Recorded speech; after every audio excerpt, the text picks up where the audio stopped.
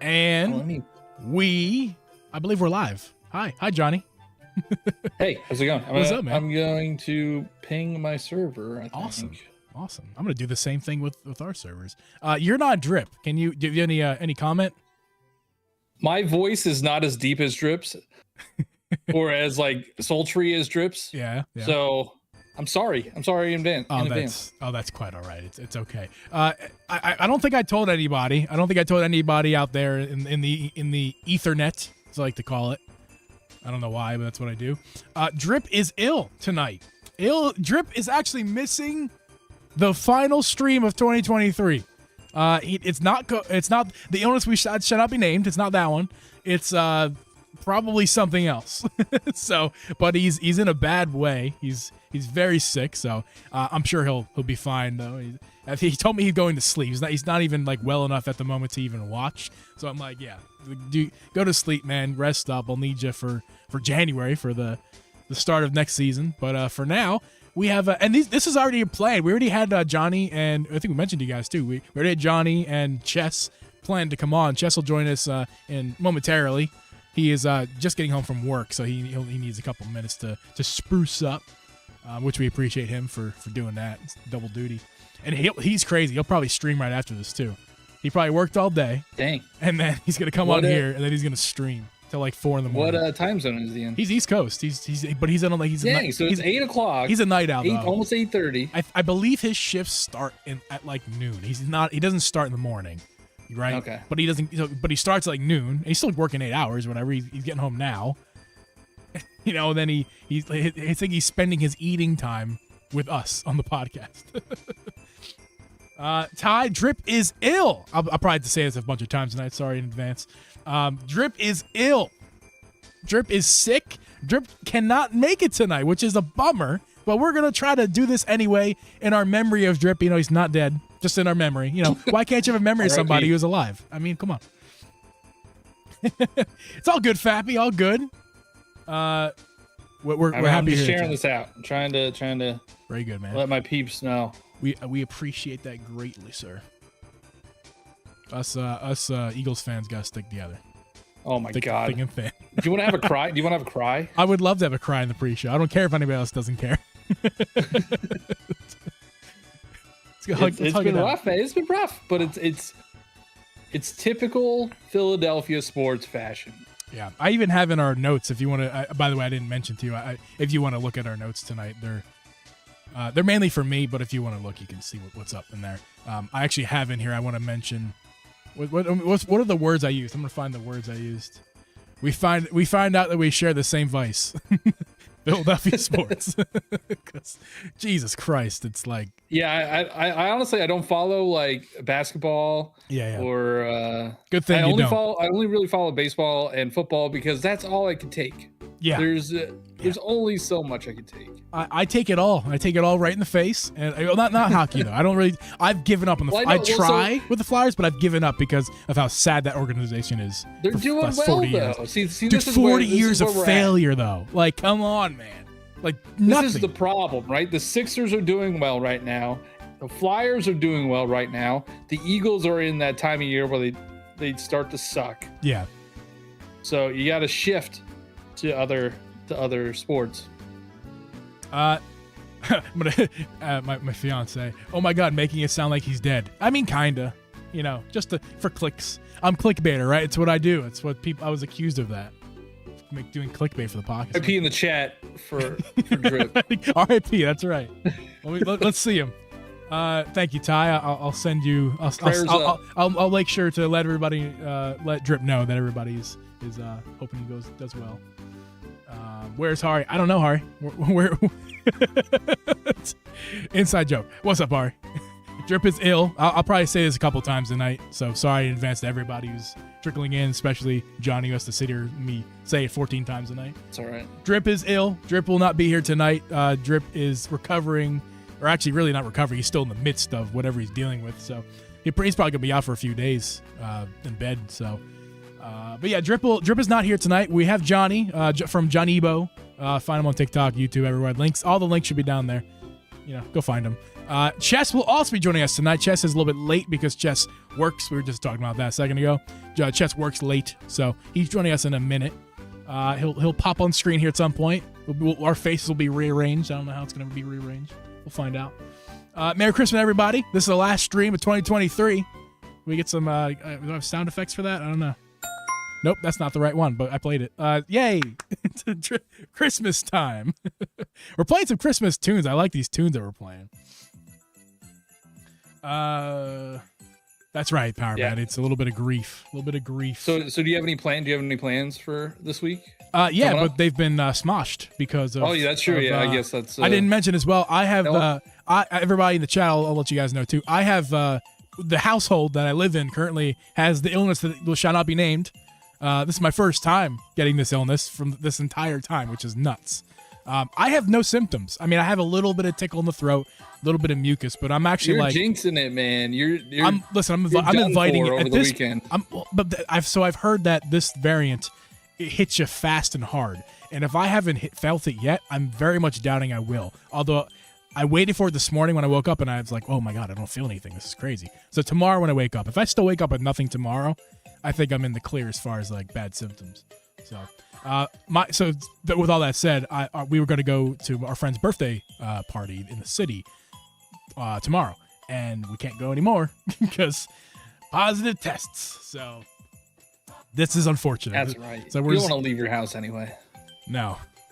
I'm actually going to the city. That sounds like a lot of work. I like Chicago's beautiful, man. If you ever get a chance, if you haven't, been. I do want to go to Chicago. I've never been to Chicago. It's a wonderful city. It's definitely. I still want to move back east, but as far as like, this city, I still very much. I mean, I'm not really close to it, I'm an hour away, but when I go, I very much love the city. It's a beautiful city. Lots of cool things to do. Lots of good food. So. Good city. I still like Philly's food better. I will fight that to the death. When people say Chicago's a food town, I'm like, that's actually not really true.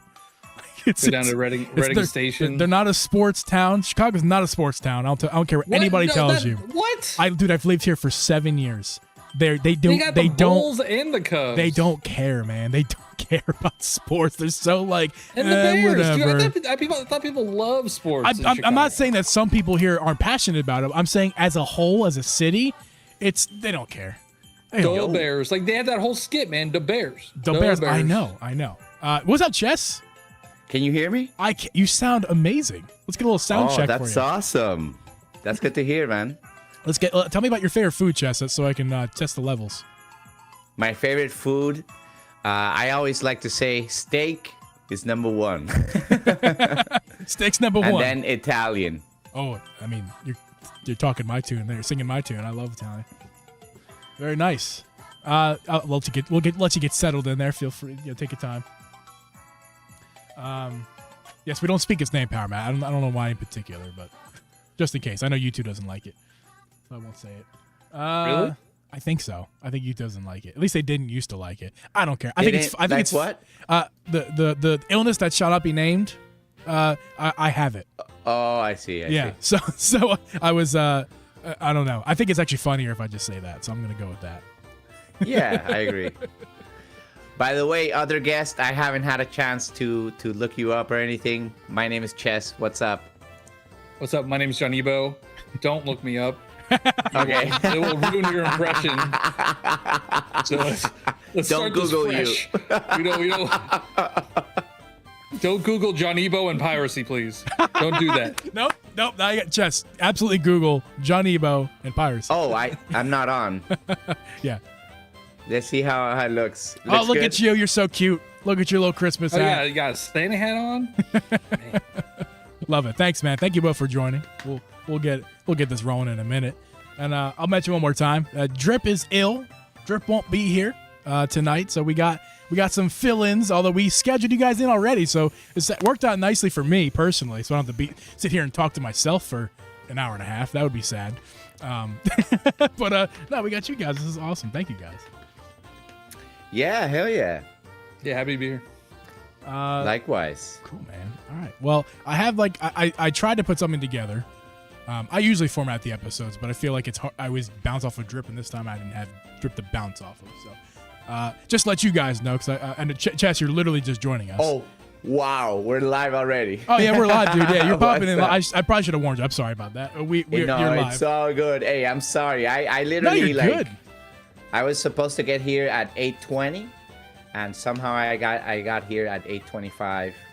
Hey, I guess. hey, The it's all traffic. good, man. I know it's all good. I already planned you to be a little bit late just in case. That's the way. I'm good. happy that my mic setting is. I literally had to do nothing. I just turned everything on and I sound good because You sound pretty just good, yeah. all because of this. Yeah, nice little stand, and a little mobility. Yeah, I got a little stand and I got a shock mount. Yeah. Or shock absorber. Yeah, shock mount. Yeah, they're nice to have. They let you can slap your microphone around and it's not so bad. I like listeners' the little snowflakes. I know, falling. yeah. We added those a couple weeks ago. I like to add. Hey, the you're little watching the stream. snowflakes. I'm not even. I'm Yeah. like, there's no snowflakes in here in Discord. Yeah. So guys, what we're gonna do tonight? Little live podcast prep. We're just gonna be talking a little bit about your guys' episodes from this year. So hopefully you remember anything from it. Johniibo, more recently, probably a little bit easier. Chess, your first one with us this year was in March. So that's gonna be. You have to go back to the March in your brain to remember that. But I think you might. You remember you did the old song and dance for Drip. Yes, For I his do birthday? remember. Yeah. I do remember. Yeah, so we'll talk That a little was bit fun. about that. I don't think unless you guys have stuff to interject with about that, I'm not gonna talk too much about the episodes. But feel free if you guys got stuff you want to add. I got things something. that you remember from the episodes. Feel free to bring it Yeah, up. and talk basically, about it. I remember that you asked me to play "Happy Birthday" for Drip Yeah. on the piano. Well, save it because we'll talk about it on the actual. Oh, okay, podcast. my Yeah. bad. Yeah, I thought you were moving on. You're like, No, you're moving good. on. You got Nope. anything to say? Any objections? No, I'm just not. I'm warning you now because Yeah. we're live and once I start the episode, I'm gonna try not to Yeah, I think mention I think as a podcast guest or anything of this nature, I think the best thing is to talk about something. Yeah, it's a good idea to have things to talk about when it is a podcast where Do it live. the very nature is to talk, to do it live. Well, we do it live too. We add that extra stress on top of it all, which is.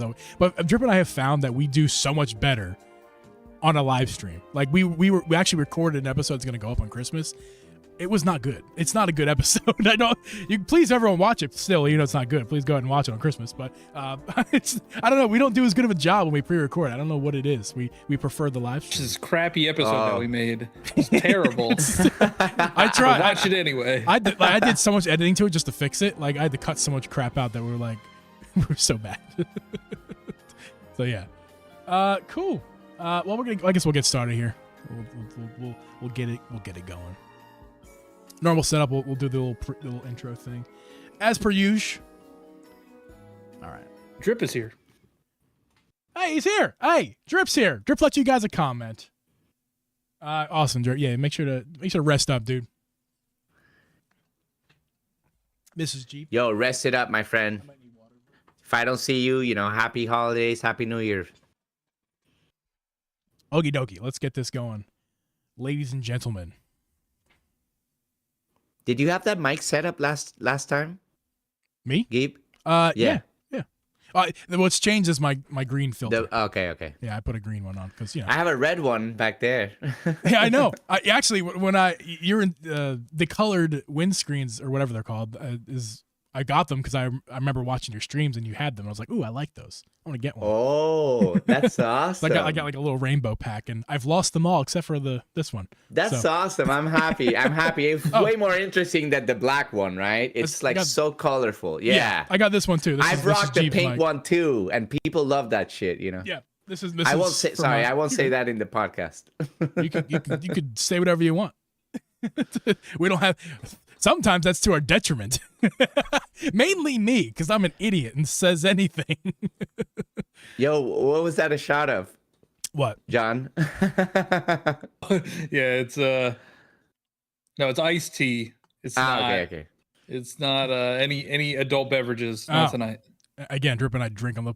We curse, we drink, we talk about things. We don't really give a fuck. I don't know. I'm not a big. I don't drink much. I don't drink adult beverages that much. I hear you. I do for social things. And Yeah, live exactly. streaming, That's and for live work streaming. events. You know, the best time to drink is when you're doing a live production. I mean, that's like the best time exactly. to do one. Okay, let's get this episode rolling, guys. We'll start the actual recording of it all. So let's get going.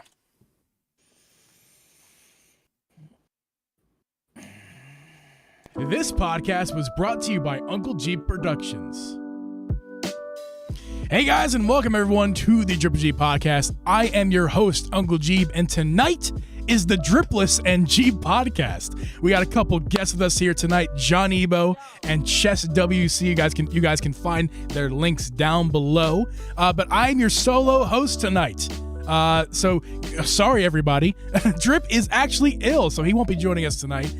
We wish him well, his recovery to be speedy. But we actually had this already scheduled out to have our two guests here to join us here for the last live stream of 2023. So if you guys watch our live streams and if you watch them all year long, thank you guys so much. This is the last one. We have one more episode in this season, episode 52, which we're very proud to say that we have officially, with this episode and the next one that's coming on until 25th that we pre-recorded, have gotten one episode every single week of this year. We're very proud. If Drip was here, he'd play that button. Wow. He'd press that button that is very congratulatory sounding. It plays like happy That's sounds. impressive. Consistency, right? That there. was our goal. One of our goals. We didn't reach all of them, but the biggest one we wanted to reach was not missing a live stream every week. Like we have a live stream every single week of this year. So we got it done. Very proud of that. So that's awesome. Thank you guys for being here for that. And you two, Johnny and Chess, you guys have been a big part of that because you joined us for multiple episodes. That's awesome. Happy to have done that. That's right. I feel like I carried you through, so you're welcome. Thank you for that. I appreciate the carrying. You also, Johnny also sends me, we send each other texts on Sundays when we are mourning about our terrible Eagles. So when we want to cry, we have a good group cry together. That's right. I asked the gentleman tonight to put on something Christmas-wise. It was the last second idea that I had. And you both came through. Chess, you got a little Santa hat on. Johnny's got this Fall Guys Christmas ugly sweater thing going on. And I got nuts. If you're only listening to this podcast, I'm sorry. I'm sorry you can't see the nuts on my chest. I have nuts on my chest. I'm sorry. YouTube, please don't ban us. What does it say? What does it say? I was telling Johnny before. It's a matching sweater with my fiance. It's hers. I don't have it with me, but hers says chest. And it's like two ornaments near where on the chest, over here. Two ornaments right here with two Grinch hands. And then mine says nuts. So chestnuts, right? Yeah, Christmas. Yeah. And it's two, if you can't see right now, if you're listening on the podcast, the little Grinch hand is holding two ornaments like nuts. Merry Christmas, everybody. So thank you guys for wearing that. That's a nice sweater, Johnny. Tell us what you're rocking. Yeah, I got a Fall Guys sweater. So, I'm not a new Fall Guys fan. I was an OG. I bought this back when it came out the first year. When did it come out? Fans that waited for it to go free. When did it come out? Oh, it came out I don't remember. It was probably the Panini year, right? It was the Panini year. 2020. I think so because my brother-in-law actually gifted it to me on Steam. He got me a copy when I think it was $20. So I think the game exploded in 2020, but I think the game had been out a year prior and then it didn't garner attention, and then somehow it exploded. My guess is there was an acquisition at the time from a big old company named Epic. That's my guess because I know they're owned by Epic. My guess is I know they're owned by Epic right now, but I believe. Oh wow, I didn't know that. Yeah. No, actually, I think I did see a video. I like watching video game documentaries. There's this guy, I can't remember his name, but he does a lot of indie game history, development, the whole story. And I saw the episode on that, and I think what happened was that these big streamers on Twitch started playing it, and it went viral after that. And they were like a small independent Wow. Video game company, and they had actually, I think, given up on the game. Really? Like, yeah, I feel like they had given up on it, and they were like, whatever, and then boom, it exploded. I know. I got it. Like I said, I got it as a gift. So I might be wrong. It was just sent to me in 2020. I had a lot of fun with it. I played it for a few hours here and there. It's it's one of those games where you pick up for a little bit, you put it down, you pick it up, and then leave it for months at a time. Yeah. But no, it's a good game. Yeah. So, guys, we're gonna begin this episode tonight. I'm not sure how this is gonna go. We're gonna do our best without Drip. I've never done this without Drip. So, I have, but with a different guest at that time. So, this is the first time I have two people who don't even know each other. Exactly. And so this is extra difficult for me. Hopefully, you guys just gel perfectly without any necessary. I don't need to step in like your mother. Okay, don't get any fights over there. You two up there, make sure you keep your hands to yourself. Okay. First things first. March 2023 this year. Chess, you joined us March 10th, which happens to be Mario Day, and that's a big reason why you're on the show, because you're like the Mario guy. Like, you play a whole bunch of Mario Maker on stream, and we very much enjoy watching you play that. So appreciate it, man. We as far as who we know, we couldn't think of anybody better to have on the show. I appreciate it, man. At the time, and you were telling a story. I'll let you continue and finish your story here. Oh yeah. We asked Chess. This is his first time on our show. This is our first time talking to Chess, with our voices. We text him in his chat, and private messages, but never actually on a microphone. And I asked Chess in secret, hey, yo, March 10th is Drip's birthday. Do you think you could quickly play Happy Birthday for him? Because Chess, Johnny, if you didn't know, Chess has he's a musician. He's got a bunch of instruments he likes to play, a little percussion stuff, and and also a little keyboard. So we asked, yo, can you play Happy Birthday for Drip? And you rose to the occasion, Chess. We're very thankful. But tell the story. Well, basically, I don't know, when we mentioned it pre-stream or pre-podcast. Yeah. I remember that I told you okay, we're gonna make it happen, but I can't really figure out how to do it with Discord, and I'll see what I can do. I'll do my best, because for the stream and the Discord, at that time with that setup, things were a little bit different. So then we're live and we're doing the podcast, and you're like, Chess, take it away. And it was supposed to be a big surprise. And I started playing, I would start playing the thing on the piano. And I literally was like, okay, let's do this. We're live. And I was like, no sound. I was like, I turned around and I went to the mixer, and I just pressed this one. It was just such a quick moment. And I figured it out so quickly. Then I came back and there was sound. I was like, oof. Because we're live. You don't want that dead air or whatever. But it was so quick. It was like, boom. It was so cool. I wouldn't even, I actually didn't know. I didn't know that I know that it was muted, but for a second. But I didn't know that. Okay. I didn't know you were panicking inside. I thought you're Yeah. it's this happens all the time. You just press this one button right here, because that's what it looked like. It looked like you just let me just go press this button and then start playing, because that's awesome. I'm just glad that it wasn't oh my, let me figure out the sound. Oh no. Right. Oh yeah, dude, you somehow nailed it. I thought I had it, but then whatever. It was my first time kind of playing. I typically use this mic, and this mic is USB. Right. Yeah. So I can't really hook it up to my mixer. I can do this mic, you know what I mean? Yeah.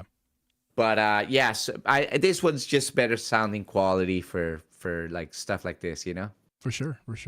I know you surprised the hell out of Drip there, because Drip was like, wait, is there something I don't know? It's like, yes, there is. So that was fun. Also, I think that episode we just talked about, it was Mario Day, so we talked about some more Mario stuff. I think we talked about your favorite 3D Marios in that episode as well. Yeah. My number one is Galaxy 1. That's right. Yeah. I do. So here's, I don't know you. You don't know me. This is what's going to determine if I like you or not. All right. So do you like Super Mario Bros. 3 or Super Mario World more? I think that if I were to go to a desert island, I would take Mario 3. Okay, I like you. We're good. We're all good. Yeah.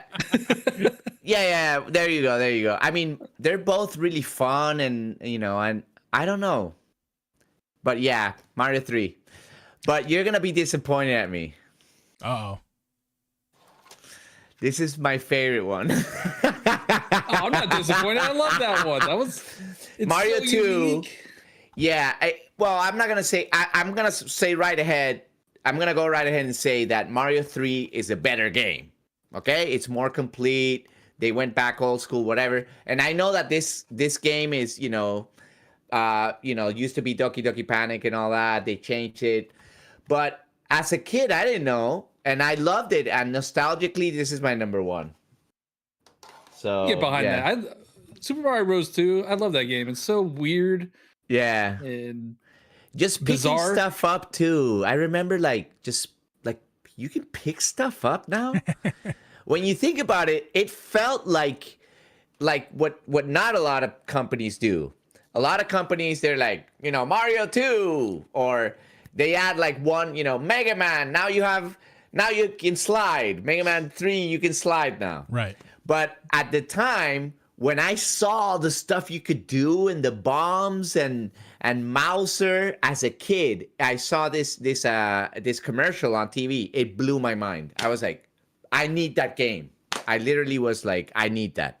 And I think that's why nostalgically it's always going to be my number one, For sure, man. I think this is interesting watching you guys like literally talk for the first time in your lives live on a podcast. I think this is very, very, it's fun. I'm sure it's fun for me. Anything can happen. Anything can happen. So it's like going to a gig as a musician and you're like, hey, what's up? I'm the new bass player. Yeah. Nice to meet you. Or especially Chess, because we're both percussionists, especially like if you're working with another percussionist in a gig, it's like we're going to be working like our ass cheeks are going to be touching right now, depending on the space we have. It's like we got to really acquaint ourselves real fast and like, don't mind me and don't mind you. Let's get our jobs done here.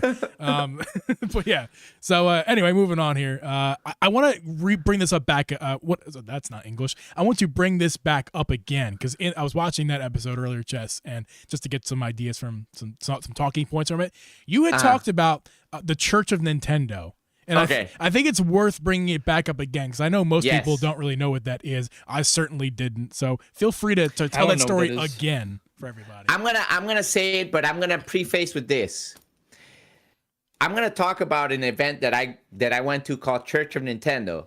But here's the thing: you might not find a Church of Nintendo in your town, but you might find an event similar to this. And I recommend people to go out there. So here's the story: I had not played video games for 20 years, with two exceptions.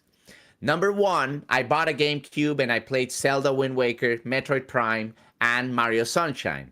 And it was like a year that I played, and then I went back to music. I was like, I gotta learn drums, I gotta play drums, no video games. Like literally, since the age of 14. For some reason in my head, I got in that mode.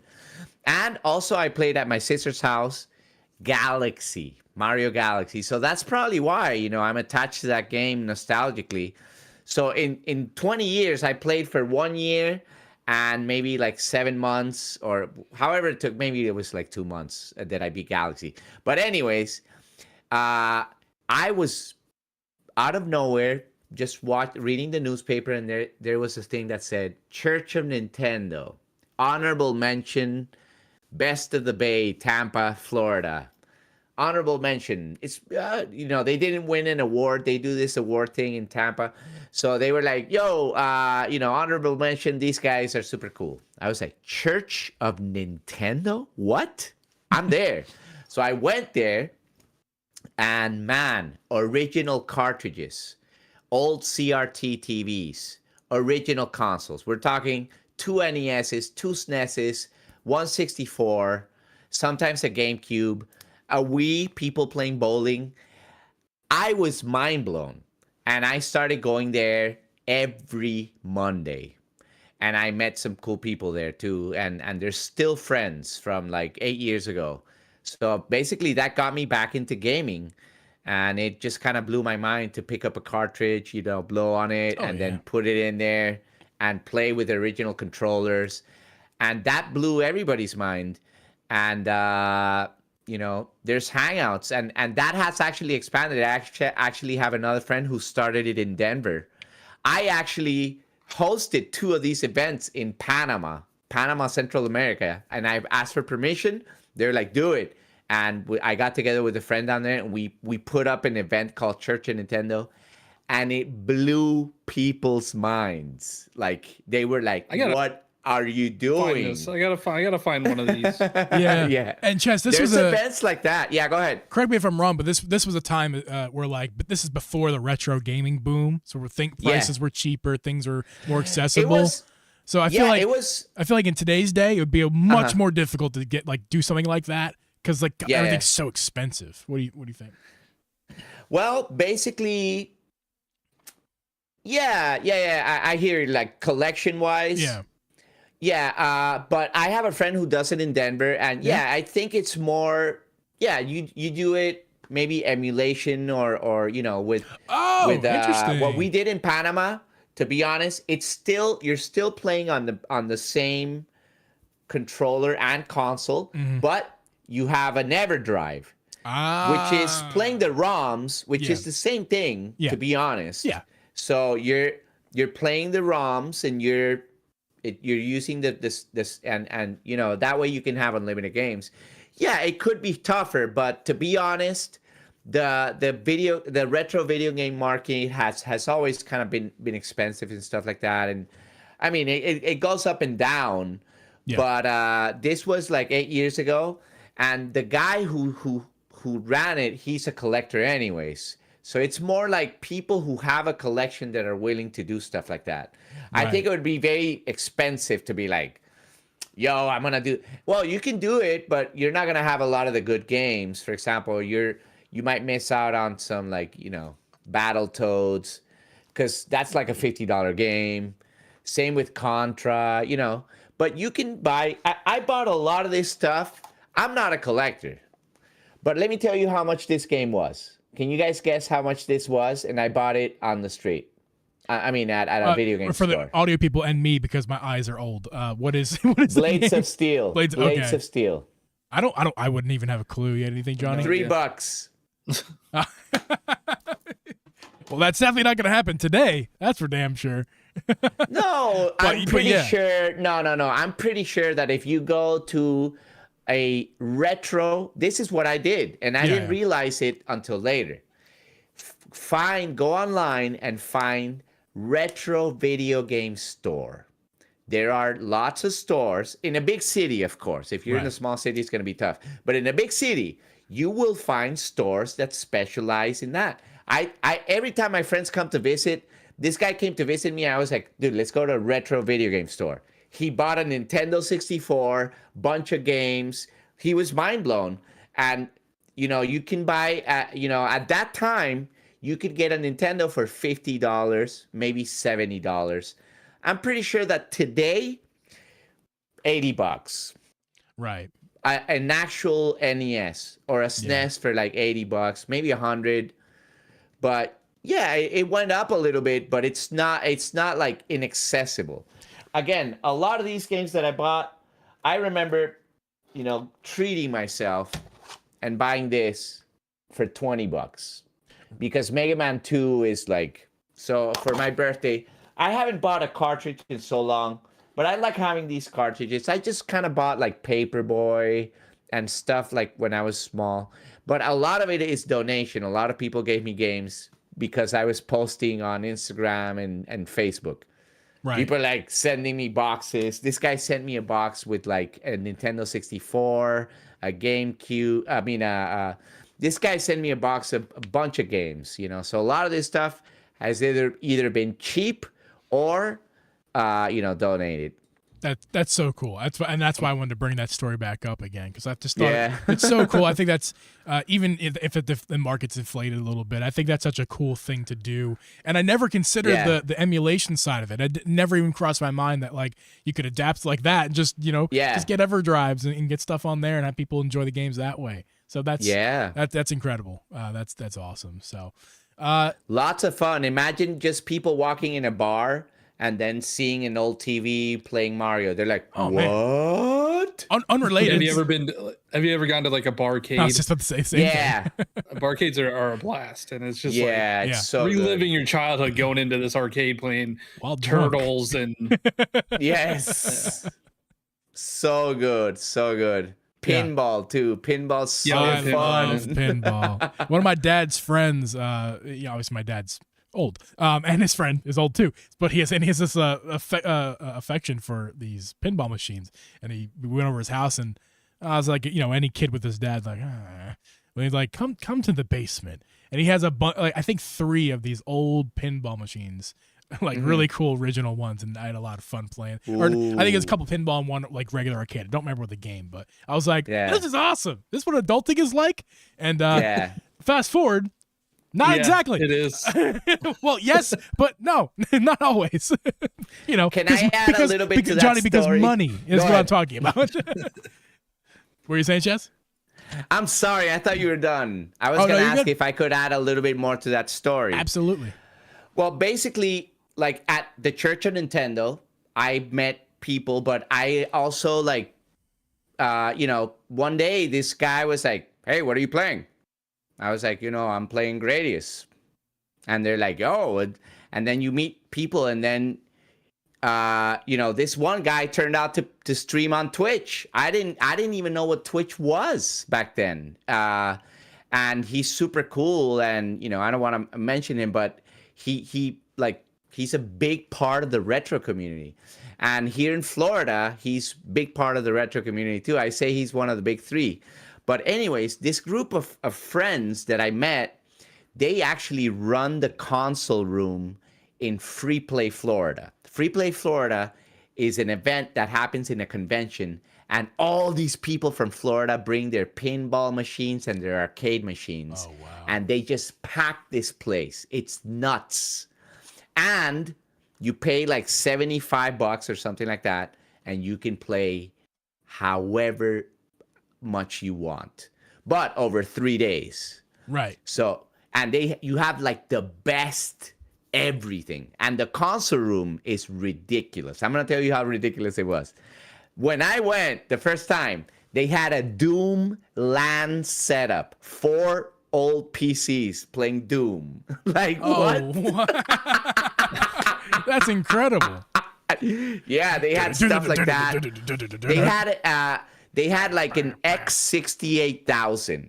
It's where the computer where they made like Street Fighter, like Capcom. Like, what? Like stuff like that. You're like, what's going on? That's wild, man. I think we all need to go to Tampa. That's what it sounds like here. I know. There's a really good retro scene. A really good retro scene. Yeah. That's awesome. I've never been to Florida. I would love to go see chess in Florida. We'll catch you on the beach. There's but also there's places that one can look up. For example, in Tampa, there's this place called the Replay Amusement Museum. The amount of pinball machines they have at that place, and it's like a one-time fee and you go in, but it's a museum. Really, these people take care of this like to a high standard. And obviously you can play them, right? You can play all. Yes. Oh man. Oh my god. And not only that, but old school like arcades. Like they have like Punch Out, the old arcade. And I don't know if you know about Punch Out, but it had like 2 screens. And I think that what ended up happening with that machine, or maybe they made Punch Out because they had 2 screens for a game that didn't work. So they made like Punch Out.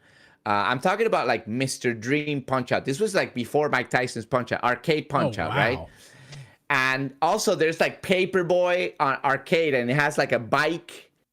The bike handles. I remember that. He has a bike handles, stuff like that. Like what? Or I think, all sorts of games that you're like, wow, like how am I playing this stuff? And what I'm saying is that locally you can find stuff like that. There's a place in Chicago that if I ever go there, I want to go. Galloping Ghost Arcade.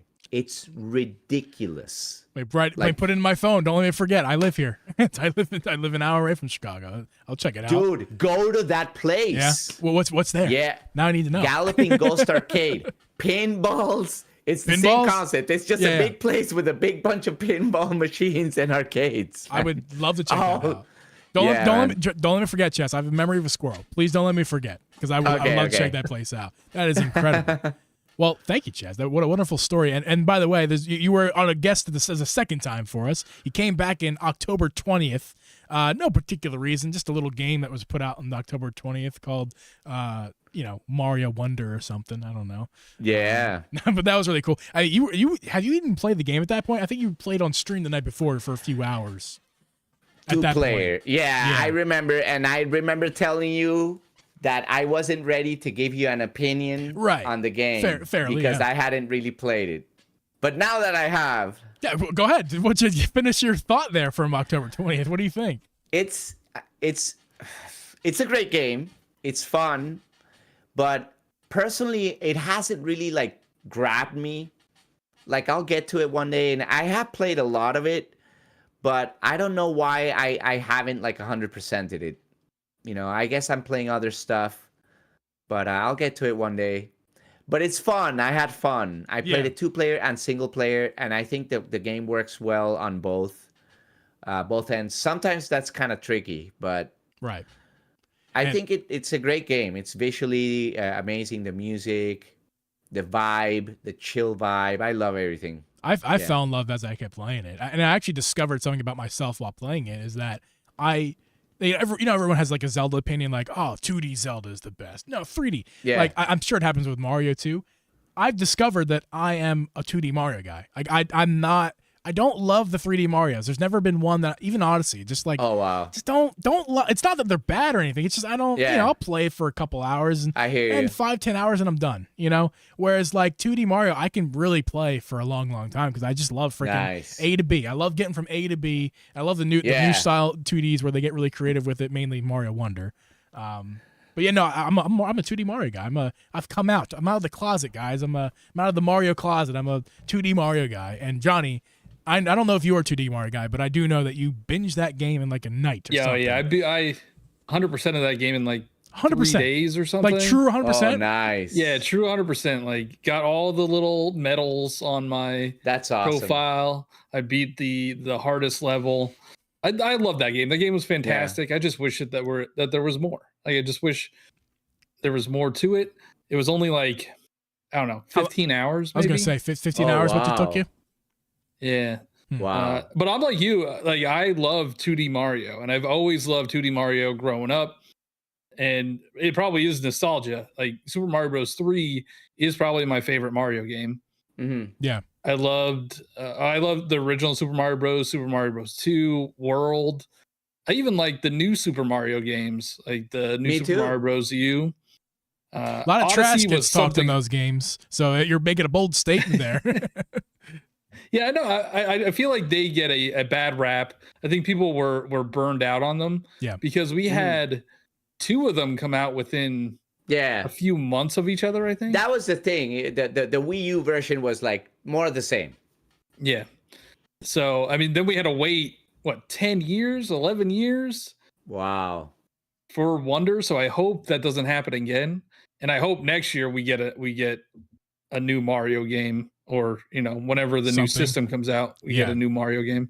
Oh man, that's exciting! We're so close. We're so close to guys. That's very exciting. New 2D Mario, new 3D Mario, 2D Zelda. Come on, new Mario Maker. New Mario Maker. Yeah. So okay. So you, from what I've learned, is you play Mario Maker on stream. Yes. I am not a fan of Mario Maker. Ooh, because I think people are terrible at making levels. Okay. I think normal people. I agree, but there's good people too. There's bad and good. Yeah, like my levels are phenomenal. I think I'm the best Mario Maker there is. Send your levels, bro. Come on, we gotta test them out. My levels are horrible. before I, before social media, and when the original Super Mario Maker came out on the Wii U, like I don't know how many stars I had. Like I had hundreds of stars. Everybody loved my levels, so I was Mario Maker famous for a little bit. Nice. But I don't know. I get annoyed playing some levels because I'm also not a huge Kaizo Mario fan, and a lot of levels are Kaizo. Yeah. I do like the puzzle levels, and I do like the ones that are kind of actual platforming, but the ones where they throw just hundreds of enemies at you. Yeah. And what type of, I'm just curious, like what setting are you playing in? Are you playing viewer levels, or are you playing expert, super expert, or so just... I changed it up. I was doing, like, I streamed it as well back when it came out. So I was doing viewer levels, and most of them, I feel like they make them too hard for the streamer. I don't know. I don't know if that's you're right. That how it is for you. But I mean, I was doing like expert, not super expert. I didn't want to deal with that. Yeah. I guess everybody has a different approach to the game. Like, my approach has always been like, of course I did my fair share of viewer levels, but I remember I just started playing precision. That's what I liked somehow, and it's fun to watch. That's for sure. For example, like I joined Team Precision, and what's cool about joining a team is you're building and you're playing levels of something that you like. You know what I mean? And in terms of like Team Kaizo, Team Shell, for example, I find it that Kaizo is a very kind of interesting thing because everybody has their own style of making and their own style of shell jumps. So it could be kind of weird in terms of like, oh, I'm going to play an easy level. Well, it's not only that it's easy or hard, but it's now you have to look at like, was this made, like, is this my style of Kaizo? It's like that. But but in the case of precision, everything's straightforward. You know, sometimes you get a level where you're like, what is this? But, you know, and my policy is I skip what I don't like, you know. But yeah. So what I'm saying is that, you know, I think there's something for everybody in that game. But, you know, again, it depends on your trip, too. I feel like in my case, and I'm not saying I'm good at Mario Maker, but I really love Mario Maker and I play a lot of it. I feel like we're kind of spoiled, or I've heard other people kind of say this. Like us Mario Maker players, like we played Mario Wonder and it wasn't hard enough, you know, or something like that. No, like, I can see that because Mario Wonder is not hard. Yeah. There's maybe the final level, like the one where you have to do 100%. That one is probably the hard level in the game. But other than that, none of the levels were really that difficult. Did they give you guys? I was wondering that, pun intended. Did they give you guys like the special levels or something like that? Like they usually give you in Mario World, for example, Star World, you go and they give you special levels that are really hard. Did they do that in Wonder? So like in World, so there's the Star Road in World, right? And then there's like the post Star Road. There's like the tubular and those levels. There's nothing as hard as those levels, but you do have special levels like Star Road. Oh, and I see. There's but a they're final, not super hard. Okay. Yeah, no. Yeah, then there's like a final, like Champion. I don't know if you played 3D World. 3D Champions. I was just about to say that. That's hard. That's a hard level. Yeah, that's a very hard level. Is that the one where there's like Bowser's on something throwing balls at you as you run down like a road in 3D World? No, what level is Champions World? Champions Road. Isn't Champions Road like a bunch of levels? A collection of. Okay. It's like a ton of.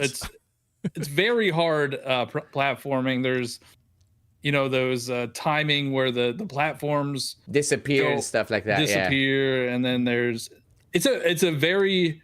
I enjoyed playing that level. I think I know what level but I did finish. It is a difficult level. I did finish that game, although my memory is again like a squirrel, so I forget. But I think I know what you're talking about now that you mentioned. I was going to ask you, Geeb. I was going to ask you, since you said that 2D is your jam, I was going to ask you about 3D World because 3D World, in my opinion, and I guess 2D, 3D. This is what they went. It's a 2D, 3D or 2.5D. Yeah, because 2.5D, you're somehow like sometimes walking like in a straight kind of direction. Yeah, I think it's a combination of both. So I love 3D World. I think 3D World. there you it's go. a hot take. This is just my opinion. We all got them. I think 3D World is my favorite. It's my favorite. That all the Mario games I play, which is not like a ton. I'm not a Mario connoisseur, but all the ones I have played, 3D World has been my most fun. And also Bowser's Fury being on top of that at that edition, especially that that one that came on Switch. That version is awesome because I also had a ton of fun with Bowser's Fury, but I had more fun with 3D World than Bowser's Fury because I don't know, man. I don't know what it is. It's not exactly like a 3D Mario, like you said. It's kind of like a 2D, 3D, or a 2.5D. I had the most enjoyment with 3D World. There's something about the openness, but also linearness, that like a 2D linear, but also an open-ish 3D style that just works so well for me, and I had the most fun with that one. In fact, no offense to Mario Wonder, but I had more fun with 3D World than Mario Wonder. Nice. And I love Mario Wonder for a bunch of other different reasons.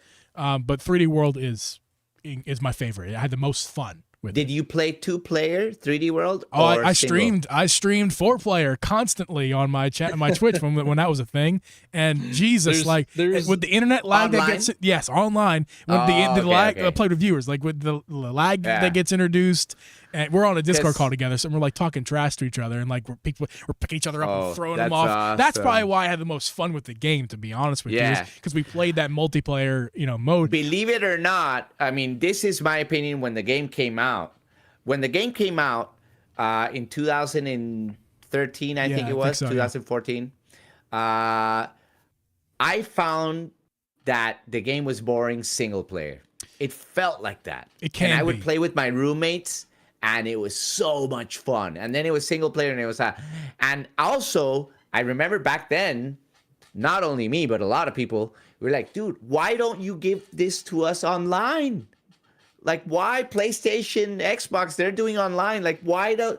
And I literally found a quote. Somebody said, I think it was Miyamoto, we want you to play this in your couch. We don't want you to go online with random people. And that's the way Nintendo felt back then, Well, I mean, I bet you they still feel that way. They're just kicking and screaming because that's why their infrastructure is so horrible to this day. Still, it's my guess.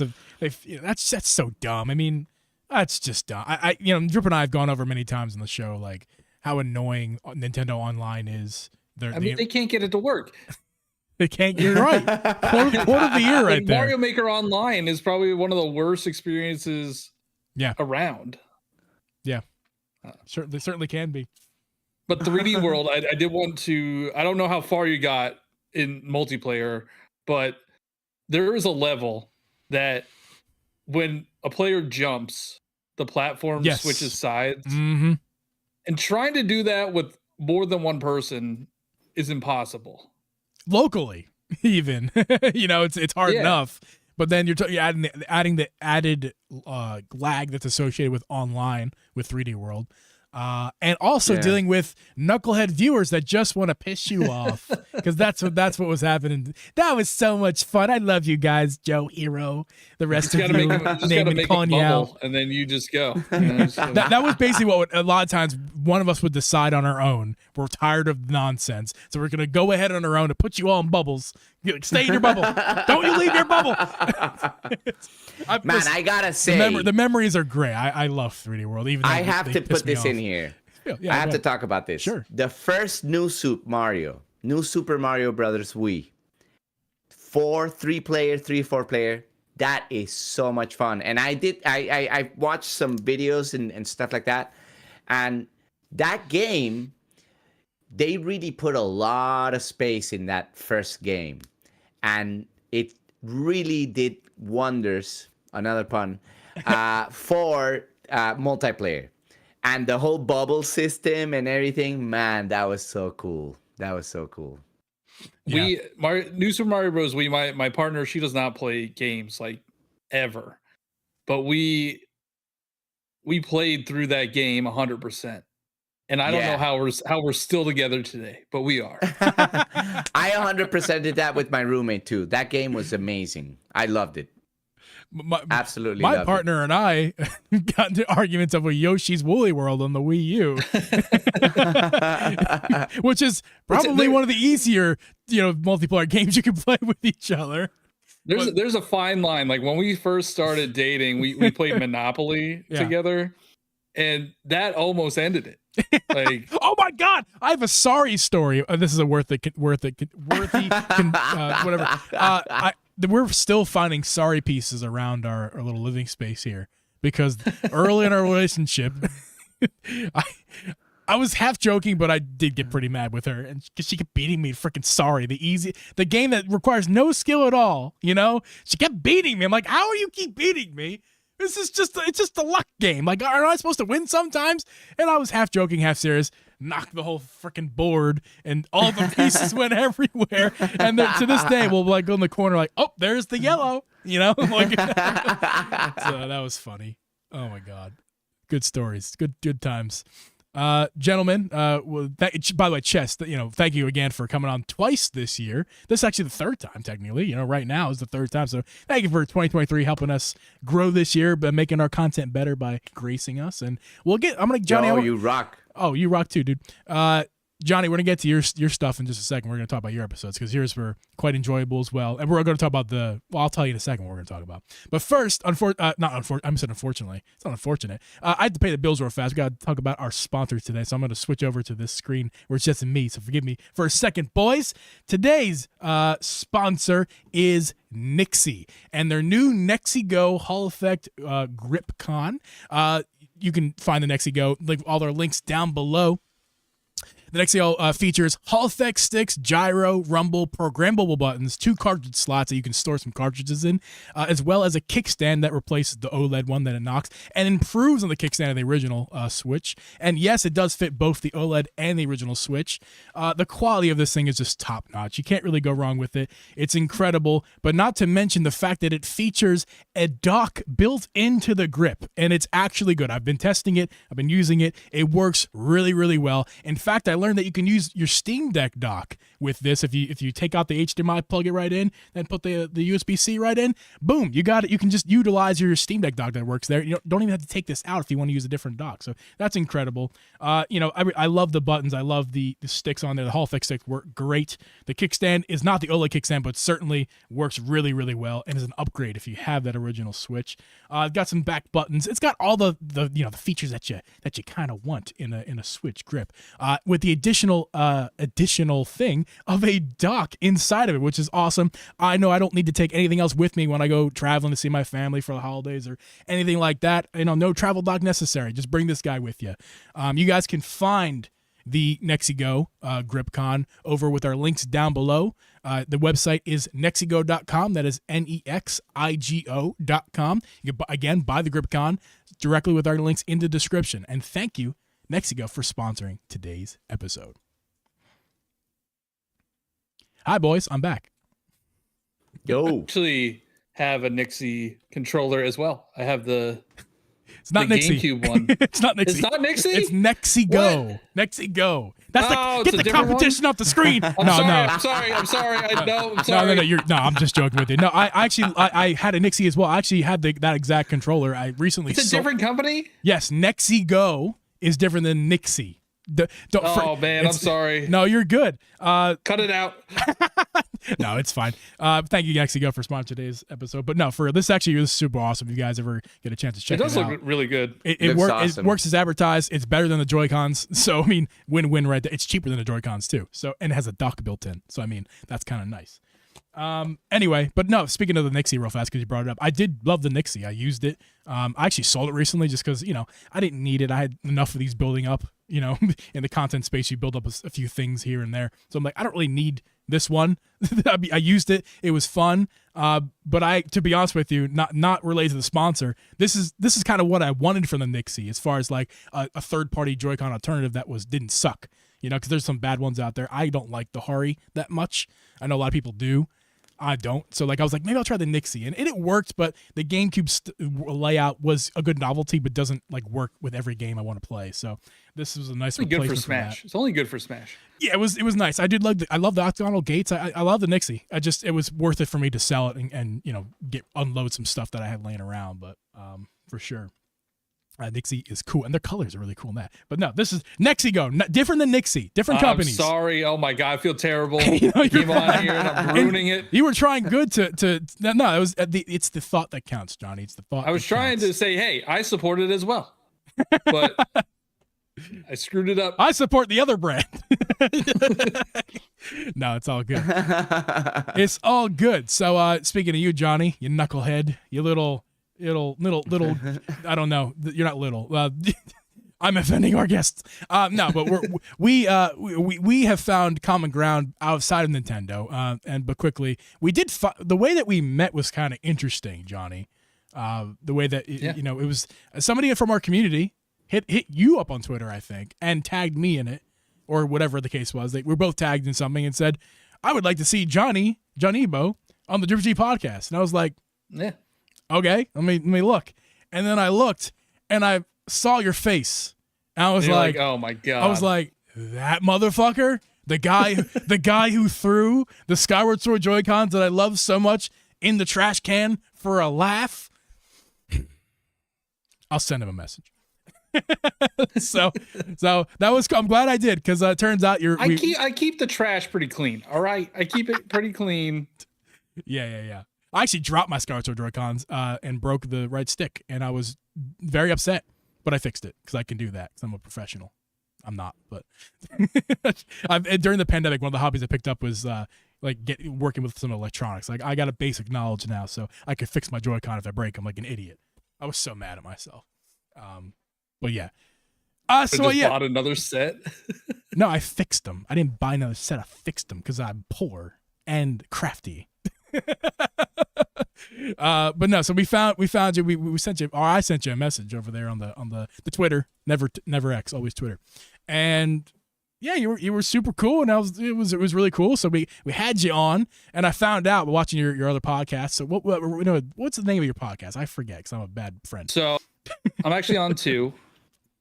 I have Communication Air podcast where it's not just Nintendo. We try to talk about gaming in general, right? And then I'm also on the Nintendo Powercast with N64 Josh, who's a great guy. Nice, very cool. So yeah, I was watching some of your content after being brought on to you. Besides your TikToks, which I've seen, you're in my algorithm. You can't get you out of there. I'm sorry. No, you're good. That was a joke. But you are my algorithm because I watch your stuff because I like to see when you make people mad. Your comment section is probably better than Drip's. Honestly, I thought Drip's comment section was good. Yours is better. Fun. Yours is better. It's fun. It's really good. It's a good laugh. I forgot what I was going to say, but so we had you on. Let me look at my notes so I remember. Oh, that's right. We found out that we're from the Philly area, the area of the Philly. So we share that. I'm still there. Yeah, you still live there. I'm glad that I'm not there right now with the way the Birds are playing right now. So good luck with that. It might be on fire next week. Who knows? Greasing the poles. They're going to have to pre-fire extinguish the poles so people can't light the city on fire. But yeah, so we bonded with that a little bit. We sent each other texts on Sundays, just like the little pat on the shoulder. Like it'll be okay. Making sure we're okay. It's okay. Jalen's gonna heal before the playoffs start. We know. Come on, it'll be fine. And dude, we're talking about sports for a second. I was really happy when they demoted the defensive coordinator because God, the freaking play calling was so bad, so bad. And I know he's a rookie play caller or a rookie defensive coordinator, but that had to be done. I don't like Patricia. Patricia is. Well, we won't talk about that. We'll talk about this later. But I don't like Patricia.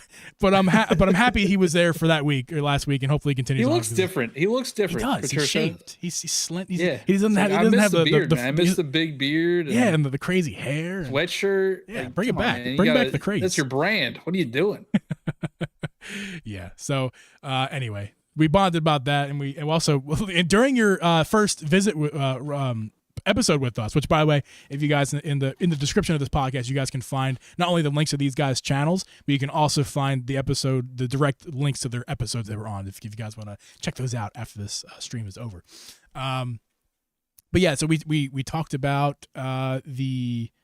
Well, I was gonna segue into something, but I forgot. So I'm just gonna bring this up. We had you on, and the first thing you learn about you is the segment that shall not be named of your life, which is the piracy. The piracy. You want to tell that little nugget of story for people and Jess, seeing as you guys are literally meeting each other right now. So, I mean, you talked about emulation earlier, and there's a fine line between emulation and piracy. No, so like. I forget how, this is probably like 2 years ago now, over 2 years. I think it was 21 maybe. I made this is on me. I phrased it poorly, but like I made a TikTok video saying, can we agree that piracy is bad? Because this was back like when Metroid Dread came out and there's all those stories about, here's how you emulate Metroid Dread without paying $60. Oh, and, wow. Oh my God. That was a bad idea. Like just posting that video. Asking the internet to get along and agree. What do you mean? How could that possibly backfire? Especially about something like that. That was brutal. Like there was so much hate thrown my way. There was subreddits set up about me because of that. Oh wow. Like I'm like, dude, it's not that big of a deal. That's okay. There's a bunch of Cheeto dust all over that subreddit. You don't really need to get anywhere near that. Those guys. Yeah, and it still comes up to this day because on that same episode we talked about Mortal Kombat on Switch, and my video for Mortal Kombat on Switch went viral on Twitter, and then like the first comment on it said, "Isn't this the guy that said piracy is bad?" It was like 2 years ago. Haunts you. Well, that's the thing about the algorithm, dude. Go away. Your content from 2 years ago, someone just finds it today, and it's brand new to them. So you'll never. Whatever. I got through that part, and I'll just own it. And it's not like I was wrong. It's not like I was wrong. No, you weren't. Like I wasn't wrong. It was just I probably shouldn't have made that video in the first place. Yeah, it's like you saw a bear and this bear was like coddling with a child. It was like they're just hanging out. You're like, that's kind of weird. A bear is like chilling with a bear. They're like, or a bear's hanging out with a human child. That's kind of weird. I'm gonna have to watch that. Let me go poke this bear with a stick because I think maybe he's cool. And then turns out that bear wasn't cool and you get you. So yeah, there's one of the I got so people were making videos and stitching and everything, and one of them was hilarious. The guy like made this whole story of how like we were pirates together, like actual pirates, and I betrayed him. It was just so bizarre. And I still get like comments and likes on that video all the time. Well, I mean, listen, they do say that the word escapes me. All attention is good attention, right? But I mean, yeah, maybe you've experienced it now. So like, do you think that was worth it for you? I mean, it was an experience. It was not a fun experience. I mean, people know who I am now. That is true. Probably not for the best of reasons. Yeah. And I don't know. Hey, you're the guy who throws Joy-Cons in trash. Yeah. If I like hurt somebody or like attack somebody, I would regret it. But it was just me saying, "Oh, I think piracy is bad," and then right. No, that honestly, that's not really. I mean, it's controversial because everybody has controversy with most things these days. That's the way we roll right now. But as far as like what you said there, I don't think it's controversial. Like I really don't. I feel like piracy is bad, because it's the piracy. We don't look at pirates and think, wow, what great members of the establishment they were. What? Pirates of the Caribbean, man. That's it's Jack Sparrow. Like these people getting mad. Do they realize that like pirates aren't good? Like they're funny and cute, but like that's the depiction of them we know now. Pirates of the day, not so fun, not so great. You could call them bad. I might annoy people here. I'm just gonna do it again because why not? So my point was, I understand the difference between emulation and piracy, right? My point was, people are just stealing games, like new games that are easily accessible, and they just don't want to pay for them. Yeah. And it's okay. Like, admit you just don't want to pay for this game. But most of the time, they're like, oh, well, what about preservation? And it's like, you don't care about preservation. You just want to play Metroid Dread for free. Like, just admit that. I don't think we need to preserve Metroid Dread. Metroid Dread is not. It's on the shelves away. right now. It's like, there's no need to preserve it. It's there right now. It's on sale right now. It's $42. It's like somebody buying a bag of Cheetos, being like, I need to preserve these because we don't know where Cheetos could be tomorrow. It's like, no, I mean, it's gonna be there, guys. Take a chill pill. It's hard for me. Like, I don't want to side with these multi-billion-dollar companies either. Right. Capitalism's bad, but like, it's the society we live in. Like, we can't just steal things. Like, I can't walk into a Target and steal. What? You can't just steal things. What are you talking about? But yeah, I'm not gonna make another video like that ever again. That's in the past. I will piss people off other ways. And I have done that other ways. Let's segue right into another way you piss people off. Talking about Mortal Kombat 1, which is the main topic of that episode that we had you on. Although I think that's less pissing people off and more of just like exposing what WB Games did with, was it WB? Is that who? Yeah, it was WB. Yeah, what they did with that port to the Switch. Chess, I'm not sure if you're familiar with that whole situation. Johnny was at the forefront with like his pitchfork being like, this shit sucks. This shit, like, dude, it was the Mortal Kombat 1 got ported to Switch, and obviously it's a new game that was put on PS5, Xbox, PC, all that good stuff, and they brought it to Switch, and they really didn't put the time and effort. But I'll let you talk about it more, Johnny. You're much more qualified.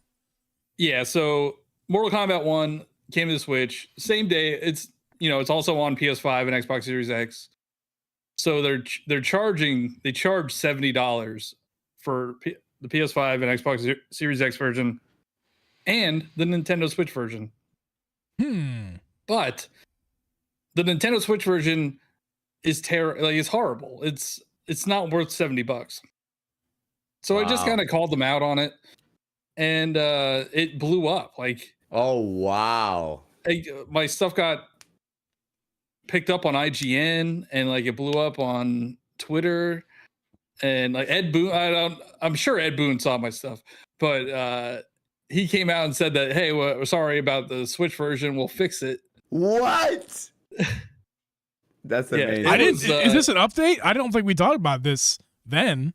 Oh, I don't know. I mean, that happened within that first week of release. Like, I don't remember that, but Ed Boon came out and said, sorry, we'll update it. Did they? I mean, because I don't have the game. I'm not buying it. I mean, they have been updating it. It's still not great. It's not.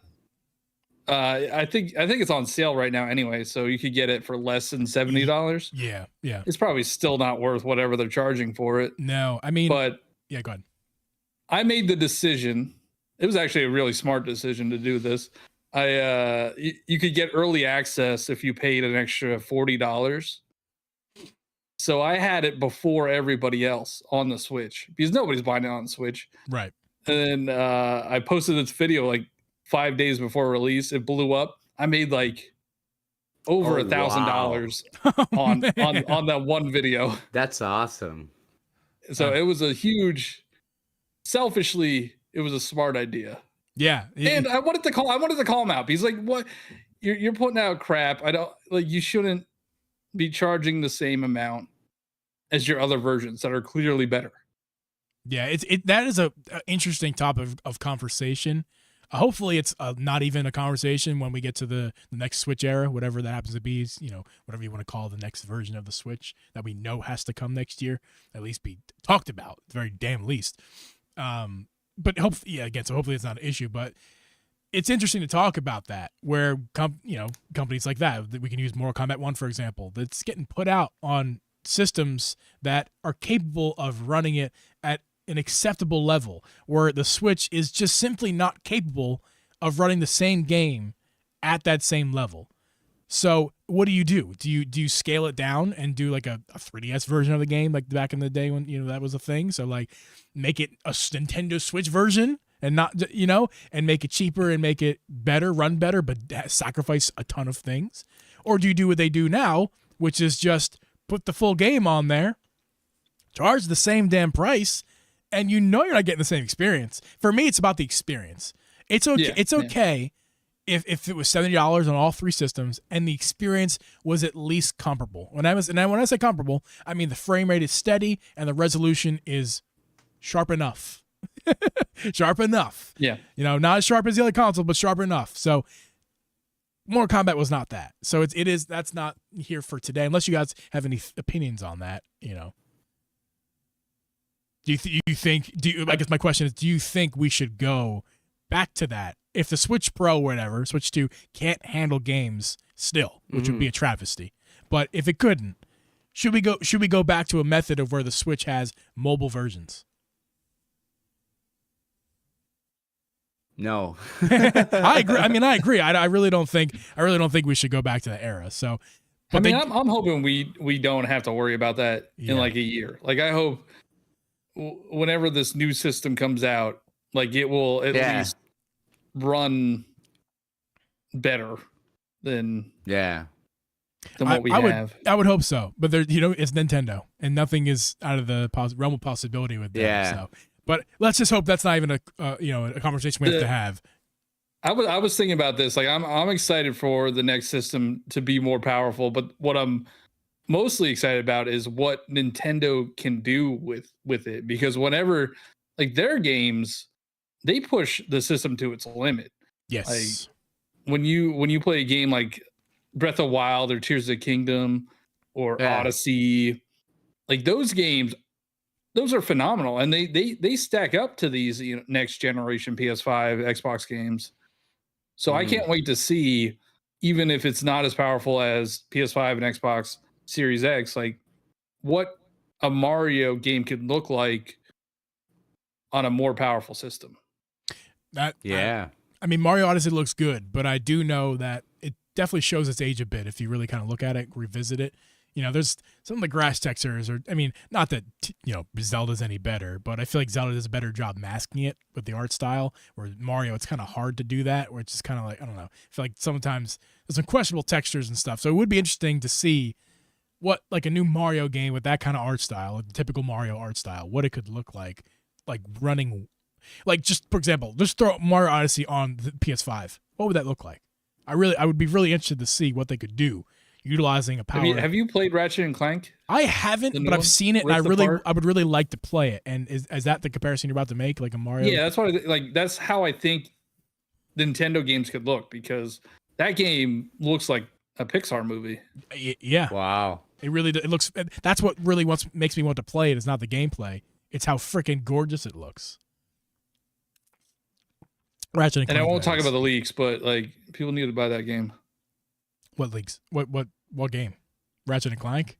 Yeah, the Insomniac leaks that happened. Oh, week. I haven't even looked into it. Like I told you my week earlier. I've had a crazy week, so I haven't had a chance to really look at that fully. But I heard that was crazy. We'll reserve that for season 4 and next year. We'll probably be talking about that with Drip. But yeah, so I lost the thing with Johnny. I was going to talk about. So we talked about Mario or Mortal Kombat, and then we had you back, Johnny. We had you back on the show recently, but it wasn't even on this show. We had you back on Drip's YouTube channel for the Game Awards, and we streamed that. It was Drip. I mean, how many? I'm not gonna name everybody because I can't remember exactly who all came on, but you were one of the guests that were on that night. It was super fun to chat with you and everybody else and talk about the Game Awards from like a Nintendo fan perspective. It's always it was sad. I mean, there's no Nintendo stuff. It was pretty pathetic as far as Nintendo, and like we all know they weren't going to announce things, right? We all knew they weren't going to put out new. I didn't games. know that. I had high hopes.